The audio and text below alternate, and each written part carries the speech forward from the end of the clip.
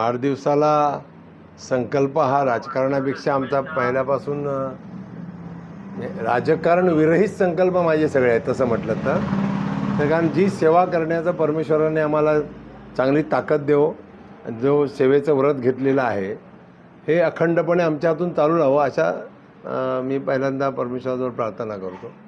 राजकीयदृष्ट्या जर बघितलं तर खरं आहे, आज 62 वय माझं पूर्ण होऊन मी 63मध्ये पदार्पण करतो आहोत.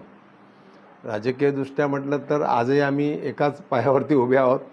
गेली 45 वर्ष शिवसेना प्रमुख बाळासाहेब ठाकरेंनी स्थापन केलेल्या पक्षाचं आपण नेतृत्व करतो आहोत आणि ते विविध स्तरावरती काम करत असताना आता स्वाभाविक आहे, निवडणुका जवळ आल्या आहेत. सर्वांचीच अपेक्षा आहे की एक जुना जाणता आणि बऱ्याच कालावधीत जिल्हा परिषदला सतत निवडून येते म्हणून सर्वांच्या अपेक्षा आहेत की आता यावेळेस तुम्ही उभे राहा.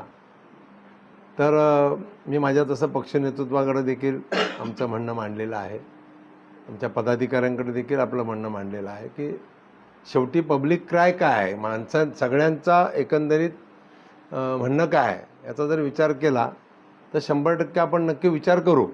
तर पक्ष नेतृत्वाने संधी दिली तर शिवसेनेच्या तिकिटावर आपण 100% उभे राहणार आहोत आणि आम्ही पक्ष नेतृत्वापर्यंत आता कळवलं आहे देखील की लवकरात लवकर हे जाहीर करा. अन्यथा शेवटी बहुजनांचा आवाज म्हणून काहीतरी आपल्याला करावाच लागेल.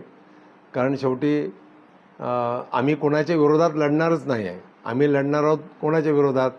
आज रस्त्यांची परिस्थिती काय आहे, आरोग्याची परिस्थिती काय आहे, कामगार क्षेत्राची परिस्थिती काय आहे, या एकंदरीत हे सगळे हायवे बघितलेत त्याची अवस्था काय आहे, अनेक विषय, बेरोजगारीचे प्रश्न किती आहेत, हे सगळे विषय कुठेतरी मांडण्यासाठी विधानभवनामध्ये संधी मिळेल आणि त्याचं आपण नक्कीच चीज करू अशा प्रकारचं माझं मत आहे. त्याच्यामुळे जर संधी मिळाली तर उत्तम, आणि ती संधी दिली तर त्या संधीचं सोनं आपण 100% करू. आम्ही जे म्हणणं त्यांच्यासमोर ठेवलेलं आहे आमच्या वरिष्ठ नेत्यांसमोर, 100% मला खात्री आहे की शेवटी ह्या विधानसभा मतदारसंघाला काय हवं आहे हे पक्ष नेतृत्व नक्की 100% त्याचा विचार करणारच ना. आणि जर आदेश या ठिकाणी, मला खात्री आहे 99% तरी खात्री आहे की ह्या ठिकाणी हा आदेश आमच्या नावाचा येईल. समजा त्यातून नाही आला तर पुन्हा एकदा आम्ही सगळ्या पदाधिकाऱ्यांपासून पुढचा निर्णय आपण करू. कारण बहुजनांना काय वाटतं त्याचा देखील विचार करायला पाहिजे ना. तर 100% आपण त्या विषयावरती चर्चा करू. विधानसभा लढवणार, कारण लढण्याची गरज आहे आणि ती आता काळाची गरज आहे. ह्या रत्नागिरी विधानसभा मतदारसंघाची गरज आहे. टाइम्स डिजिटलला लाईक करा, सबस्क्राईब करा, शेअर करा आणि बेल आयकॉन दाबायला विसरू नका. पाहत रहा टाइम्स डिजिटल.